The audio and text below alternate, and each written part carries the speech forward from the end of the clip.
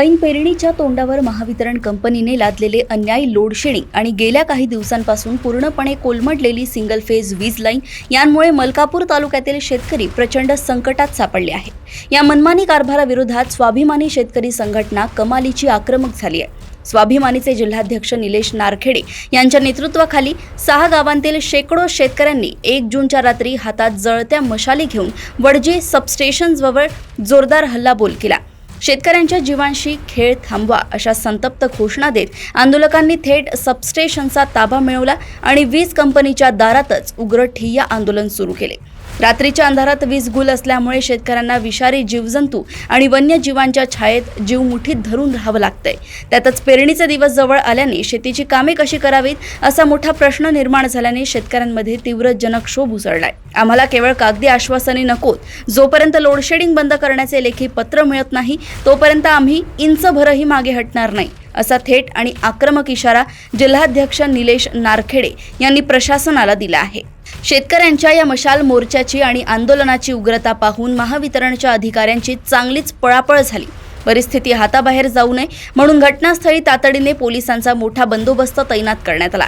सबस्टेशनच्या परिसरात सध्या कमालीचा तणाव निर्माण झाला असून रात्री उशिरापर्यंत शेतकऱ्यांचे हे ठिय्या आंदोलन सुरूच होते। आता महावितरण यावर काय तोडगा काढणार याकडे संपूर्ण तालुक्याचं लक्ष लागलंय। मलकापूर येथून अनिल कुमार गोठी यांची रिपोर्ट। नमस्कार, रात्रीचे 8 वाजत आहे। मलकापूर तालुक्यातील वडजी गावामध्ये शेतकऱ्यांना वन फेस लाईन मिळते, त्याचाही टायमिंग नसतो, कोणताही समयी लाईन जाते। याच्या विरोधामध्ये शेतकरी संघटना निलेश नारखेडे यांनी या ठिकाणी भव्य मोर्चा काढलेला आहे। एक आंदोलनाचा प्रकार या ठिकाणी सुरू आहे।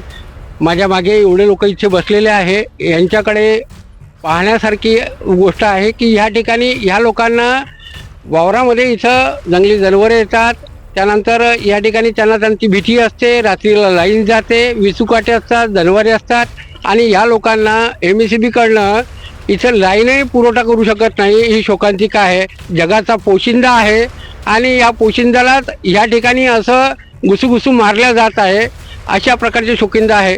त्यामुळे आज आम्ही या ठिकाणी आलेलो आहे आणि आता आपण हे आंदोलनकार आहे इथे बसलेले यांच्याशी आपण वार्ता करणार आहे की नेमका त्यांच्या कोणत्या मागण्या आहेत। नमस्कार मनोज भाऊ। नमस्कार। काय मागण्या आहे तुमच्या? कशा काय आंदोलन काढलं तुम्ही आज एवढ्या रात्रीला? गेल्या 8 दिवसापासून आम्ही निपाणा महावितरण कार्यालयावर निवेदन दिलं होतं। वडजी असेल, हरणखेड असेल, माळेगाव असेल, आळण असेल, या 4ही गावातील शेती शिवारामध्ये सिंगल फेजची लाईन ही रात्री 10 वाजता देण्याचं शेड्यूल सरकारने आखलेलं आहे। म्हणजे या 4 शिवारासहित संपूर्ण महाराष्ट्रात लोडशेडिंग यांनी AGवर आणि त्यातल्या त्यात सिंगल फेजवर टाकलेलं आहे। मुळात विषय असा आहे की या भागामध्ये जवळजवळ 300 शेतकरी, 300 कुटुंब हे शेतात राहतात आणि त्यांना 10ची लाईन हे 11ला येते, कधी 12ला येते। मुलांचा अभ्यास असतो, मुलं अभ्यासापासून वंचित होता। आज रोजी सरकार म्हणते की प्रत्येक मुलं शिकलं पाहिजे आणि कुठेतरी सरकार एकीकडे शेतकऱ्यावर अन्याय करते, शेतकऱ्यांच्या मुलावर। दुसरा विषय असा आहे की आता खरीपाची पेरणी आहे समोर, म्हणजे कपाशीची लागवड मोठ्या प्रमाणात झालेली आहे। 6 वाजता सिंगल फेज जर कधी दिली तर शेतकऱ्यांना बऱ्या प्रमाणात आधार होतो। यासहित पूर्ण मलकापूर तालुक्यामध्ये सिंगल फेज नाही आहे, पण विषय असा आहे की ज्या ज्या शिवारामध्ये शेतकरी कुटुंब हे शेतात राहतात त्या शिवारातली लाईन तरी शेतकऱ्यांना द्यावी अशी आमची प्रमुख मागणी या सर्व शेतकऱ्यांच्या वतीनं आम्ही आज घेऊन वडजी सबस्टेशनवर आलेलो आहे। आता तुम्हाला जोपर्यंत या ठिकाणी न्याय मिळणार नाही त्या ठिकाणी इथेच बसून राहणार आहे का? एकीकडे मोदी साहेब एका महिन्यामध्ये 4-4, 5-5 देशाचे दौरे करतात आणि कुठेतरी गावगाड्यातला शेतकरी हा अंधारात आहे। ही सर्वात मोठी शोकांतिका या कृषीप्रधान देशाची आहे।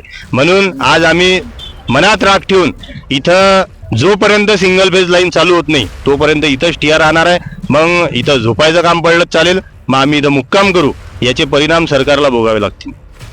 या ठिकाणी स्वाभिमानी शेतकरी संघटनाच्या माध्यमातून असा पवित्रा घेतला जात आहे, जोपर्यंत आम्हाला न्याय मिळत नाही, जोपर्यंत आम्हाला लाईन मिळत नाही तोपर्यंत आम्ही या ठिकाणाहून ठिय्या आंदोलन केलेलं आहे, इथून उठणार नाही, अशा प्रकारची यांची परिस्थिती आता यांनी समोर सांगितली आहे। मी अनिल कुमार गोठी, देशोन्नती न्यूज, मलकापूर।